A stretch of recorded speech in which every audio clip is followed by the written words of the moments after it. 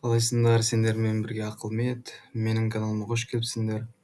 Бүгін бұйыртса билирубиннің метаболизмін талқылайтын боламыз. Погнали. Ең бірінші билирубин сөзіне анықтама берейік. Эритроциттер түзілген уақытта түзілетін сарғыш қоңыр түсті пигмент бұл билирубин болып табылады. Немесе эритроциттер ыдыраған уақыттағы өнім деп айтсақ та болады. Например, алатын болсақ, бір эритроцит айтайық, ол 100 күн, 120 күн өмір сүрді, өзінің қызметін атқарды. Сосын ол көк бауырға барады да не істейді? Ыдырайды. Ыдыраған уақытта гем мен глобинге ыдырайды. Глобин ол өз кезегінде ақуыздық компонент, ал гемнен өз кезегінде биливердин темір түзіледі. Яғни гемоксигеназа ферментінің арқасында биливердин редуктазаның көмегімен көптен күткен билирубин түзіледі. Осы билирубин бізде тікелей емес, не конъюгированный улы болып табылады. Ал гемнен түзілген темір, оның екі жолы бар баратын. Біріншісі трансферин арқылы қанға тасымалданса, екіншісі апоферритинмен қосылып ферритин ол гемосидеринге деполанады. Яғни бір жолы қанға тасымалдану, екінші жолы темір гемосидерин болып депоға жиналу деп айтамыз. Енді билирубинге келетін болсақ, билирубин өз кезегінде улы деп айттық, тікелей емес, майда еритін, бірақ суда ерімейтін қасиеттері бар. Яғни бұл суда ерімейтін болғандықтан қанда бос күйінде жүзіп жүре алмайды ол. Сондықтан ол міндетті түрде альбуминмен байланысу керек, чтобы гепатоциттерге дейін бару үшін. Егер бос күйінде қанда жүретін болса, онда, например, алатын болсақ, қан бізде сұйық қой, ал бұл суда ерімейді. Ол токсичный әсер етеді, суда ерімейтін болғандықтан. Әсіресе центральный нервный системаға. Билирубин түзілді, альбуминмен байланысты, сосын ол не істейді? Ол барады, бауырға барады. Бауырға барған соң, мына жерде өзінің транспорты бар, билирубин транспортының өзінің транспорттық белогы бар, то есть сол альбумин комплекс келеді да, билирубинді тастап, альбумин қайттан қанға барады. Билирубин келді. Билирубин келген соң, ол бізде тегіс эндоплазмалық торға кіреді. Яғни ол жерде не істейді? Ол жерде ол бізде глюкурон қышқылымен байланысады. Яғни ол жерде глюкуроназил трансфераза деген ферменттің көмегімен тікелей емес билирубинге, улы билирубинге бізде глюкурон қышқылы қосылады, ол бізде суда еритін улы емес тікелей билирубинге айналады. Именно осы жерде, тегіс эндоплазмалық торда, глюкурон қышқылының көмегімен. Бұл тікелей билирубинге айналған соң, оның өзінің транспорттық белогы бар, MRP2 деген. Оны не үшін жазып қойдым? Потому что бір генетикалық мутациялық ауру бар, именно осы MRP2-нің мутациясы болған уақытта дамитын. Оны сәл біраздан соң айтамын.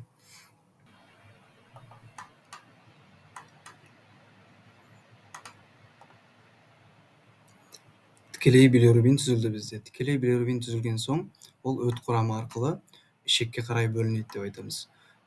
Билирубиннен басқа өттің құрамынан қандай заттар кіреді? Оған көптеген заттар кіреді. Холестерин, фосфолипидтер, ақуыздар, су, бикарбонаттар, көптеген микроэлементтер барлығы өттің құрамына кіреді. Өттің құрамына кіреді, сосын өт жолдары арқылы бөлінеді, ішекке қарай бөлінеді. Негізі бір тәулікте, например, алатын болсақ, 1 литр өт бөлінетін болса, ол өттің жартысы, яғни 500 миллиграмм өт қабында, ал қалғандары жалпы бауыр түтігі, өт түтігі арқылы ішекке бөлінеді. Яғни, мысал айтатын болсақ, сен майлы тағам жеген уақытта, бірінші кезекте ол майлы тағам жеген уақытта гормондар арқылы ферменттердің бөлінуі реттеліп отырады. Сен майлы тағам жедің, сол уақытта секретин бөлінеді. Секретин не істейді? Секретин бауыр жасушаларына барып биосинтез күшейтеді. Яғни, мына жерде көрсетіп қойдық, биосинтез осы барлық өттің түзілуін стимулдайды, былайша айтқанда. Секретиннің қызметі сондай. Ал холецистокинин, SSK, ол не істейді? Ол бізде бірінші кезекте өттің өт қабының бұлшықеттерінің жиырылуын күшейтеді. Мына жерде от дисфикторын босаңсытады. Биосинтезге тоже әсер етеді бұл. Бұл несі? Сонда жалпы мақсат өт бөлінуін күшейту, то есть биосинтезді күшейту және өт бөлінуін ішекке қарай бөлінуін күшейту болып табылады. Чтоб майларды эмульгациялау үшін деп айтамыз. Тікелей билирубин бізде жалпы бауыр жалпы өт түтігі арқылы ішекке бөлінген соң ол бірнеше ряд реакцияларға түседі. Яғни билирубиннен бізде уробилиноген, стеркобилиноген, стеркобилин түзіледі. Уробилиноген бізде өз кезегінде қанға сіңіріліп уробилин болып, ол бізде бүйрекке барады. Именно осы жерде зәрдің сары түске боялуын уробилин қамтамасыз етеді. Ал стеркобилиноген стеркобилинге айналады да, именно нәжісте қоңыр коричневый түсті беретін осы стеркобилин болып табылады. Сосын бізде өт қышқылдарының бір ерекшелігі бар. Өт қышқылдары бөлінген соң, өзінің қызмет атқарған соң, олардың 90% қайттан enterhepatic circulation деп аталады бұл система. Осы арқылы 90% қайттан қанға сіңіріліп, портальный вена арқылы бауырға барады. Да, қайтадан осы цикл арқылы жұмыс жасай береді. Яғни мына жайдан бөлінеді, түседі, өзінің қызметін атқарады, қайттан сіңіріледі да, қайттан бауырға барып, осылай бір 20-30 рет цикл айналады, чтоб бауырға күш түспеу үшін. Так, достар, енді синдром Дубина-Джонсона және цитохром P450-дің функциясы туралы кішкене айтып өтейін. Сосын сарғаюдың түрлерін талқылайтын боламыз. Бірінші ол синдром Дубина-Джонсона. Ол уақытта не болады? Ол уақытта MRP2 транспорттық белоктың мутациясы болады, яғни ол өзінің қызметін дұрыс атқармайды. Соған байланысты бізде тікелей билирубиннің мөлшері қанда көбейіп кетеді. Себебі глюкрон қышқылымен байланысу процесі дұрыс жүріп тұр. Тікелей емес билирубин тікелей билирубинге айналып тұр. Бірақ та оның жасушадан сыртқа шығару механизмі бұзылып тұр. Сол үшін жасушаның ішіндегі тікелей билирубин артқа қайттан қанға қарай кетіп қалады да, қанда бізде тікелей билирубиннің мөлшері көбейіп кетеді. Екіншісі ол бізде цитохром P450, оның функциясы бізде дәрілерді метаболиздеу, уыт заттарды интоксикациялау. Яғни дәрілердің метаболизмі осы цитохром P450-де жүреді. Яғни, допустим, сен жүрек ауруына байланысты бір дәрі препарат қабылдадың деп ойлайық, ол препарат бізде осы цитохром P450 арқылы метаболизмге ұшырайды, сосын барып қанға бөлініп, сосын барып жүрекке барады. Яғни осы дәрілерді метаболизмі именно сол цитохром P450-де жүреді деп айтамыз. Енді сарғаюдың түрлері. Сарғаюдың негізі 3 түрі бар: гемолиздік, паренхималық, обструктивті. Гемолиздік ол бізде эритроциттер шамадан тыс көп ыдыраған уақытта дамиды. Яғни қандай анализдер байқаймыз? Біз байқаймыз, что гемоглобиннің төмендеген. Ол енді түсінікті деп ойлаймын. Гематокрит пен гаптоглобин дегеніміз, гематокрит бұл бізде жалпы қанның ішіндегі эритроциттердің үлесі. Яғни не үшін төмендейді ол? Потому что эритроциттер көптеп ыдырап жатыр, сол үшін қандағы эритроциттердің үлесі төмендеп кетеді. Ал гаптоглобин дегеніміз ол бізде бауыр арқылы бөлінетін ақуыз, ол бізде қанда жүрген бос гемоглобиндерді ұстап, соларды залалсыздандырады. Не үшін көтеріледі? Себебі көптеп эритроциттер ыдырағандықтан қанда бос гемоглобиндер көбейіп кетеді, соларды қармап детоксикациялау үшін көптеген гемоглобиндерді қармау керек болады, сол үшін гаптоглобиннің мөлшері көбейеді.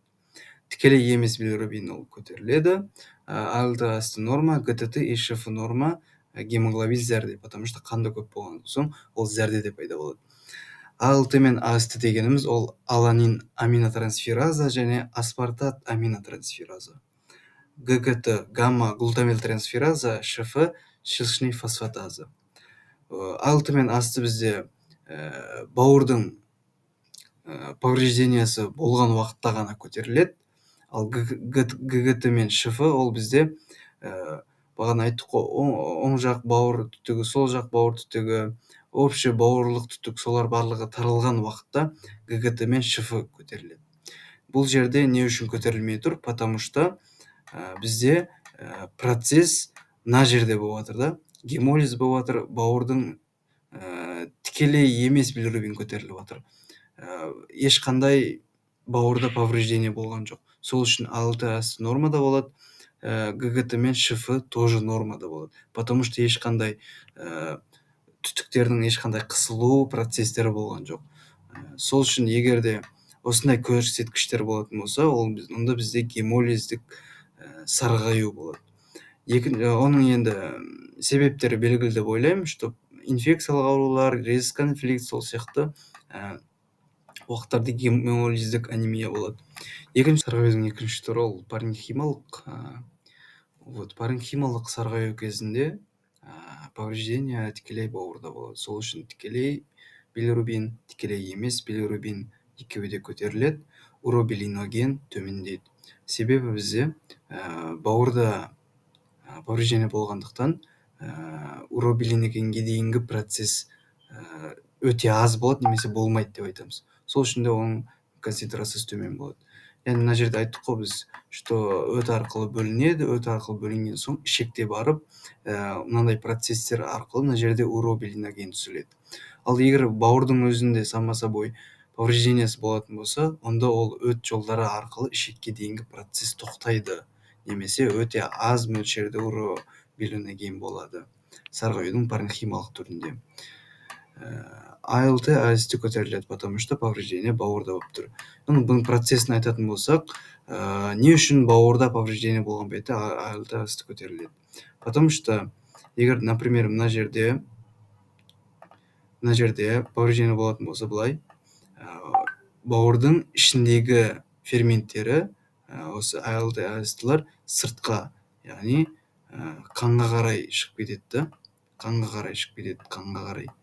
И олардың концентрациясы көтеріліп кетеді қанда. Осындай процесс.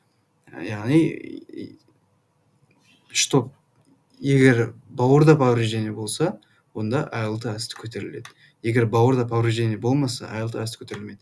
Сосын АЛТ-АСТның біреуі бауырға спецификалық, ал екіншісі бауырға спецификалық емес. То есть АЛТ бізде тек қана көп мөлшерде бауырда болады ол фермент, ал АСТ деген фермент бауырда, жүректе, бүйректе, бұлшықеттерде болады. Айтпақшы болғаным, егер, например, сен анализді көресің, АЛТ нормада, ал АСТ көтерілген болса, онда бауырда все окей, бауыр дұрыс, бауыр ешқандай бұзылыссыз, ешқандай повреждениесі болады. Егер АЛТ да, АСТ да көтерілген болса, онда, скорее всего, проблема бауырда болады. Тағы бір нюанс бар бұл жерде. Егер АСТ 2 есе АЛТ-дан жоғары болса, алкогольный поражение дейді. То есть АЛТ да көтеріліп тұр нормадан, ал АСТ АЛТ-дан 2 есе көтеріліп тұр. Екеуі де нормадан көтеріліп тұр, бірақ АСТ 2 есе көтеріліп тұрса, онда ол, скорее всего, алкогольный поражение болады. Егер жедел болса, ГГТ мен ШФ нормада болады. Не үшін? Егер паренхималық сарғаю болса, острый болатын болса, шелшня фосфатаза мен гамма-глутамил трансфераза не үшін нормада болады? Потому что острый жағдайда әлі мына түтіктерге давить етпеген болады, то есть түтіктер әлі таралмаған болады. Не үшін түтіктер таралғанда ШФ мен ГГТ көтеріледі? Потому что олардың функциясы өттің дұрыс жүруі, яғни отток желчаны қамтамасыз етеді. Мынау ШФ, шелшня фосфатаза бізде үлкен фосфатты молекулаларды кішкентай фосфатты молекулаларын ыдырататын болса, ГГТ дегеніміз ол амин қышқылдарының алмасуын реттейді. То есть екеуінің де қызметі өттің дұрыс бөлінуі, өттің дұрыс жүруі түтіктер арқылы сондай қызмет атқарады. Сол үшін, когда түтіктер таралатын болса, атрезия бірдеңе болатын, обструкция болатын болса, ШФ мен ГГТ көтеріліп кетеді. Ал бұл кезде егер острый жағдайда ГГТ мен ШФ нормада болады. Егер хронический болса, түтіктері давить етіп таралған болса, онда ГГТ мен ШФ тоже көтеріледі. Протромбиновое время жоғарылайды, себебі бізде бауырда бөлінетін факторлар бар, қан ұю факторлары. солар, например, поражение бауырда болып тұр, олардың белоктар факторлар дұрыс бөлінбейді, то есть қан ұю уақыты жоғарылайды. Альбумин тоже бауырда бөлінеді, егер бауыр зақымдалатын болса, альбуминнің мөлшері тоже төмендеп кетеді и варикозное расширение болады. Паренхималық сарғаю дамиды бізде. Алкоголь шектен тыс қолданған уақытта, инфекция, вирус, бактерия, аутоиммунды аурулар түрлі и метаболиткалық гепатит кезінде именно осы бауырда повреждение болады да, и паренхималық сарғаю дамиды. Үшіншісі ол бізде обструктивті немесе механикалық сарғаю. Оның себептері фиброз, ЖКБ, яғни желудочно-кәмінный болезнь, өт тас ауруы, атрезия, ісік. Ал көрсеткіштері, то есть клиникалық анализде көретін көрсеткіштеріміз, ол уробилин төмендейді, тікелей билирубин жоғарылайды, тікелей емес билирубин тоже жоғарылайды, нәжіс боялмайды, потому что стеркобилин түзілмейді, АЛТ-АСТ жоғарылайды, ГГТ мен ШФ өте жоғарылайды. Потому что бағана айттық, что ГГТ мен ШФ жоғарылауы ол бізде нені білдіреді? Ол бізде обструкцияны білдіреді. Именно осы обструктивный желтуха кезінде ШФ мен ГГТ көтеріліп кетеді. Бірақ шелішне фосфатаза мен гамма-глутамил трансфераза ол бізде осы именно бауыр өт аурулары кезіндегі маркерге жатады да, атрезияс кезіндегі. Ал шелішне фосфатаза ол тек қана бауыр өт аурулары емес, ол сүйекте буындарда да кездеседі, яғни сүйекте остеобласттарды активтейді, минерализацияға қатысады сүйектердің. Сол үшін, егер, например, гамма-глутамил трансфераза нормада, ал шелішне фосфатаза жоғарылап кететін болса, ойбой, мынау обструкция немесе атрезия, фиброз деп не істемеу керек та, потому что шелішне фосфатаза ол сүйекте буындарға тоже, соларға тоже спецификалық маркер болып есептеледі. Егер екеуі де көтерілетін болса, онда естественно ойлаймыз, что бауырда проблема. Тағы да бізде глюкороназил трансфераза ферментінің тапшылығы кезінде екі түрлі синдром дамиды. Ол синдром бізде Криглер-Найер и Гильберт деп аталады. Криглер-Найер синдромы ол бізде вот ферменттің тапшылығы болады, ол кезде өте төмен болады, либо мүлдем болмайды фермент, глюкороназил трансфераза деген. И соған байланысты пациентті өте ауыр гипербилирубинемия дамиды. Ал Гильберта кезінде ол кезде просто белсенділігі төмендейді и период сарғаю болады. То есть біреуінде ауыр гипербилирубинемия, екіншісінде периодты сарғаю. Сонымен достар, сарғаю бір симптом болғанымен, оның артында көптеген себептер жатыр. Гемолиздік эритроциттерге байланысты болса, паренхималық бауыр жасушалары зақымдалады, ал обструктивті кезінде өт жолдарында обструкция дамиды. Ең бастысы сол себебін дер кезінде анықтап, дер кезінде емдеу. Пайдалы болған болса, лайк басып, пікір қалдырып, Ақылметке тіркеліп қойыңыздар. Ақылмет симптомдардың сырын бірге шешейік деп қоясың ғой жаңа.